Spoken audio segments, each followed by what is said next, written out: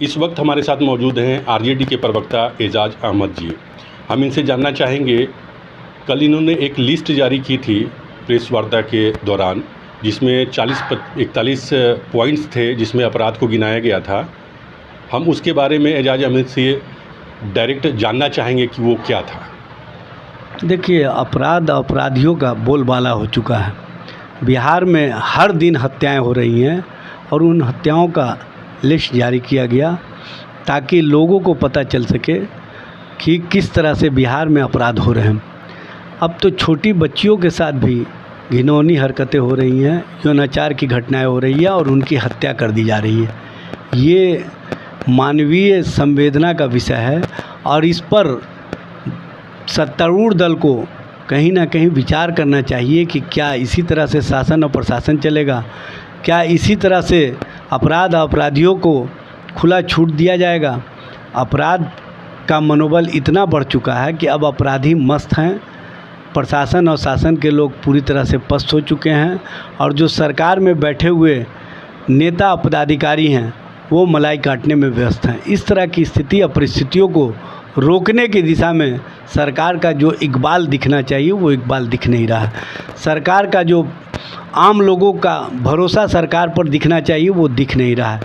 अब आम जन कहीं ना कहीं इस बात को मान रहे हैं कि सरकार के बलबूते हम अपनी सुरक्षा नहीं कर सकते हैं, सरकार के माध्यम से हमारी सुरक्षा नहीं हो सकती है। और जिस तरह की स्थिति और परिस्थितियों का निर्माण किया जा रहा है, इस परिस्थितियों से निकलने के लिए बेहतर विकल्प की सरकार की आवश्यकता है और जो सही माने में जनता और जनता के हितों के लिए, जनता के सवालों पर और जनता की सुरक्षा के लिए कार्य कर सके, वैसी सरकार की आवश्यकता है। वो सरकार अब बिहार में दिख नहीं रही है।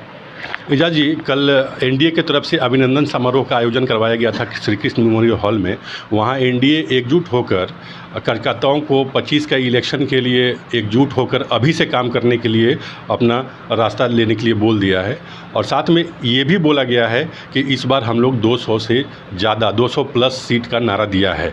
इस पर आपका भी कल स्थापना दिवस मनाया गया था, आप लोगों की क्या इसमें योजना है? देखिए, सबसे पहले तो इन लोगों का बड़बोलापन है। 400 पार का नारा दिए, स्थिति कहाँ पहुँच गया कि नरेंद्र मोदी के नेतृत्व पर अब लोगों का विश्वास नहीं रहा, नरेंद्र मोदी के गारंटी पर लोगों का विश्वास नहीं रहा। लोगों ने कहीं ना कहीं भारतीय जनता पार्टी के ख़िलाफ़ मैंडेट दिया और स्पष्ट रूप से संकेत दिया कि आप सत्ता में नरेंद्र मोदी के नेतृत्व को लोग स्वीकार करने के लिए तैयार नहीं हैं। लेकिन जिस तरह से जोड़ तोड़ करके सत्ता बना दी गई है, ये बहुत दिनों तक चलने वाला नहीं है। और बिहार में आप किस बल पर 200 सीट की बात कर रहे हैं?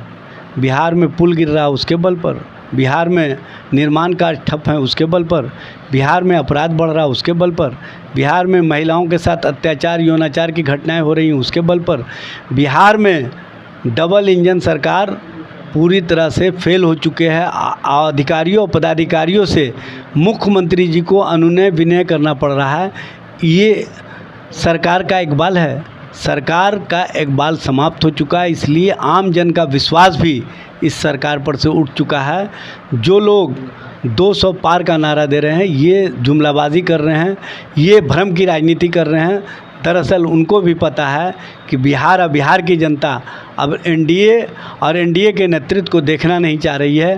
बिहार की जनता का जो विश्वास तेजस्वी प्रसाद यादव के 17 महीने के कार्यकाल पर बना है, वो विश्वास और मजबूत हुआ है और आने वाले समय में परिवर्तनकारी राजनीति के कहीं ना कहीं वाहक बनेंगे तेजस्वी जी और परिवर्तन के बयार को पूरी तरह से मजबूत करने का काम करेंगे। और आप देखेंगे कि बिहार में परिवर्तन का जो सिलसिला है वो आगे बढ़ेगा। अच्छा, आरजेडी की तरफ से क्या आंकड़ा आपने कार्यकर्ताओं को लिए दिया गया है या क्या कार्य दिया गया है? इस बार क्या उम्मीद लगता है विधानसभा इलेक्शन को लेके? देखिए, हम लोग आंकड़ों पर नहीं जीते हैं, हम लोग जनता और जनता के भरोसे पर काम करते हैं और जनता के विश्वास जो हमारे साथ दिख रहा है, जनता का समर्थन जो हमारे साथ दिख रहा है, हम उसके बल पर इस बात पर पुरुमीद हैं। हमको पूरा विश्वास है कि हम इस बार सत्ता परिवर्तन करने में सफल होंगे। 2020 के चुनाव में जिस तरह से बिहार की जनता ने सबसे बड़ी पार्टी के रूप में राष्ट्रीय जनता दल को स्थापित किया था, 2025 या उससे पहले भी अगर चुनाव होगा तो राष्ट्रीय जनता दल और महागठबंधन सत्ता प्राप्त करने में सफल होगी और बिहार में परिवर्तन की राजनीति को आयाम मिलेगा।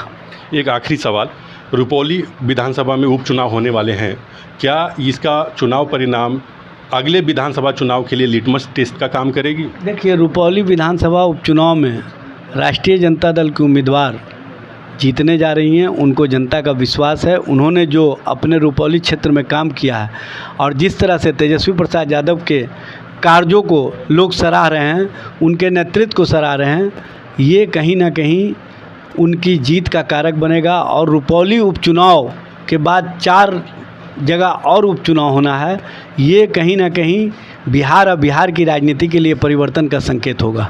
धन्यवाद। ये थे हमारे साथ आरजेडी के प्रवक्ता एजाज